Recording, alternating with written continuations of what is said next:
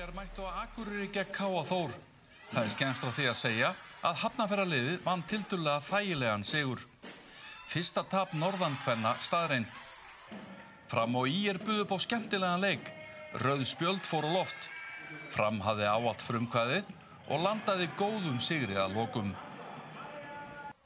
Íslandsmeistarar Vals sýndu klærnar gegn Stjörnunni. Stjarnan hefur tapað öllum sínum leikjum en Valur nálgast toppinn. Sandra Erlingsdóttir átti enn eitt stórleikinn þegar IBVF skellti Selfyssingum. Líkt og hjá Stjörnunni, þá hefur Selfoss tapað öllum sínum leikjum. Öruggur sigur IBVF, sömuleiðis hjá Val. Hann var mest spennandi leikur Fram og ÍR og svo þetta, tiltölulega þægilegu sigur þarna hjá Haukunum.